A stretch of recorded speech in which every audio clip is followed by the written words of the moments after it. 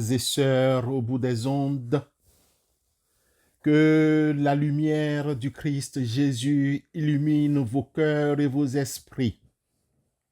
Que l'amour de Dieu vous remplisse de joie et de courage. Que la paix du Christ vous donne la force de persévérer dans les épreuves et dans les joies. Que Dieu vous bénisse et vous garde. Merci de prier Dieu avec nous aujourd'hui. Amen.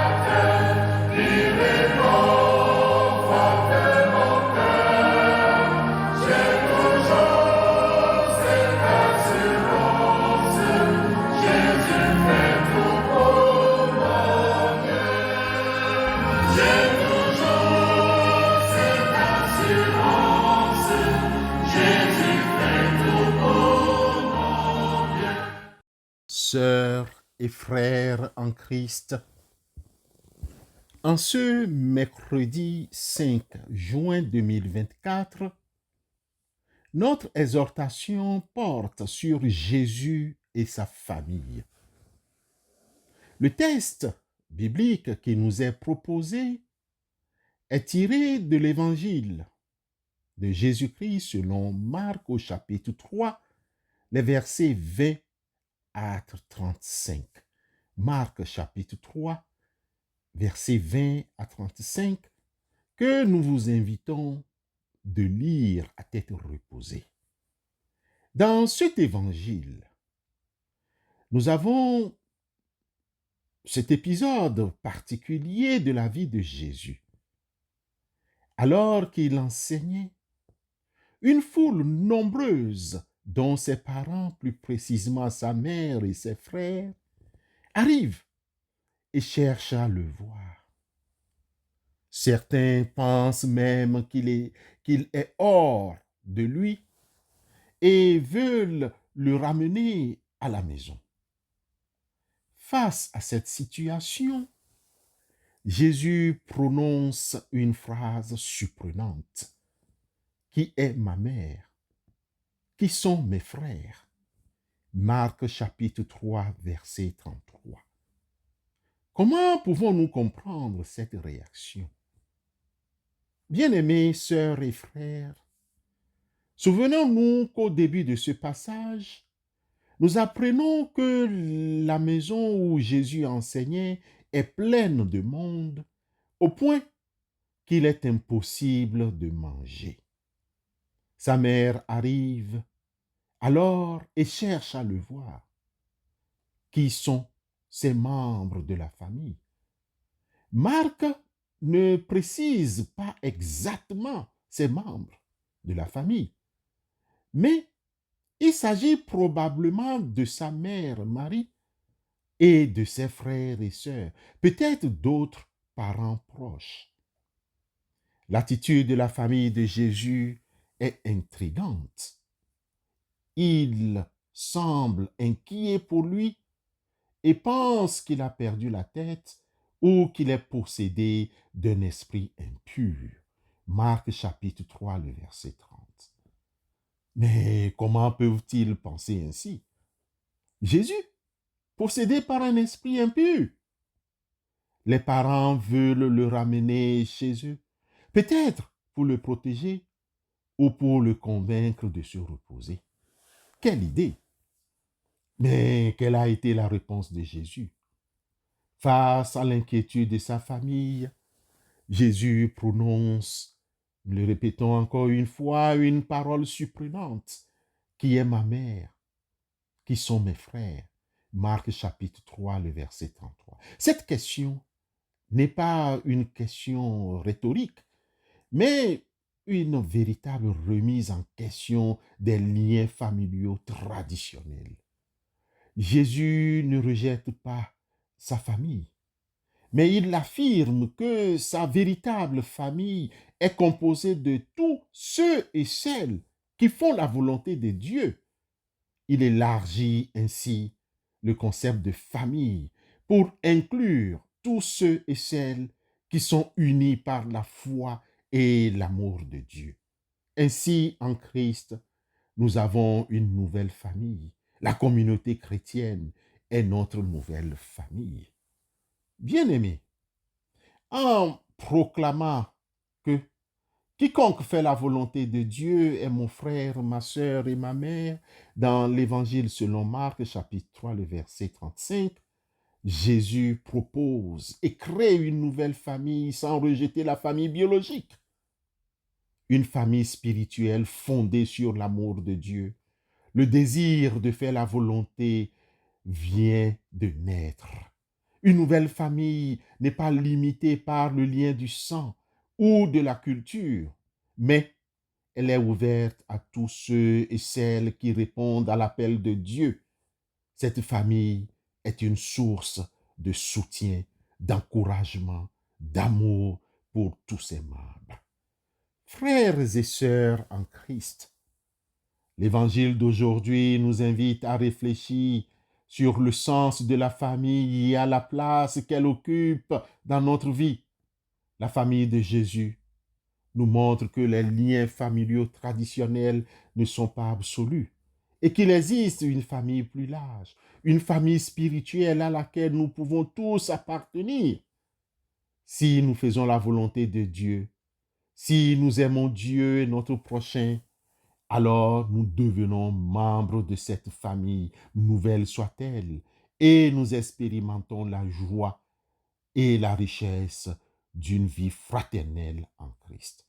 Car quiconque fait la volonté de Dieu, celui-là est mon frère, ma sœur et ma mère. Marc chapitre 3, verset 35. Amen.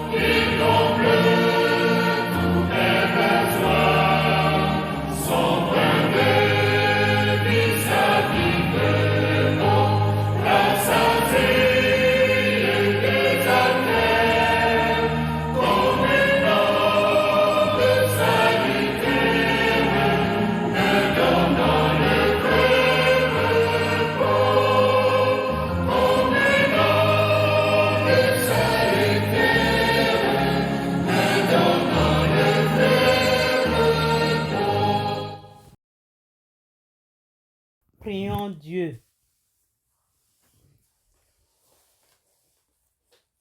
Seigneur Dieu de miséricorde, nous voici devant toi aujourd'hui pour t'ouvrir nos cœurs. Toi seul es capable de venir à notre secours. Seigneur, nous savons que tu peux nous combler de ta bénédiction. C'est pourquoi nous nous remettons entièrement à toi. Vois ce que nous sommes. Contemple nos failles et aide-nous à devenir meilleurs. Nous avons la foi en ta promesse d'amour de ne jamais nous abandonner. Pardonne-nous, Seigneur, pour nos péchés et pour les fois où nous pensons bien agir, nous avons commis des fautes. Nous nous sommes trompés. Nous reconnaissons nos erreurs souvent. Lorsque nous poursuivons nos routes aveuglément, nous te laissons de côté en oubliant ton amour et ta miséricorde. Toi qui nous aimes sans condition, pardonne-nous, Seigneur. Pardonne-nous de tous nos péchés. Seigneur, nous te prions afin que toi seul, tu viennes à notre secours. Nous aimerions sentir ta présence à nos côtés et être rassurés par le pouvoir de ta croix. Toi seul, Seigneur, tu nous donnes la vie en abondance. Grâce à ton amour, nous nous sentons pardonnés, purifiés et libérés. Donne-nous la force de ton pouvoir maintenant et tous les jours à venir. Aide-nous, Seigneur, par ton amour à avancer. Nous aimerions sentir ta présence, ta paix et ta joie à chaque moment de notre vie. Envoie-nous ton Esprit Saint, consolateur, afin qu'il nous guide et que nous puissions cheminer à ta rencontre confiants en ton pardon et en ton amour. Seigneur, remplis-nous de ton Esprit Saint. Conduis-nous sur le chemin de la justice, de la paix, au nom de Christ Jésus, notre Rédempteur. Nous te prions. Amen.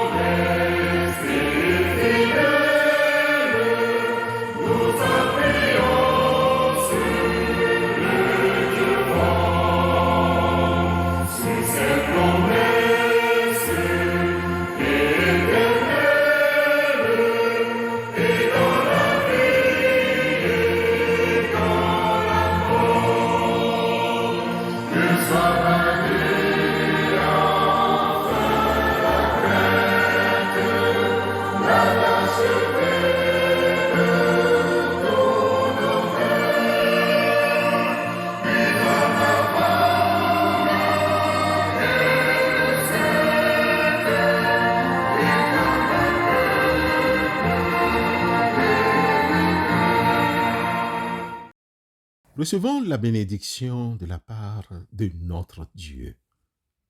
Que l'Éternel te bénisse et te garde. Que l'Éternel fasse resplendir sur toi sa face et qu'il te fasse grâce. Que l'Éternel tourne sa face vers toi et qu'il te donne la paix. C'est ainsi que les sacrificateurs mettront mon nom sur les enfants et je les bénirai. Nombre chapitre 6, versets 24 à 27. Amen.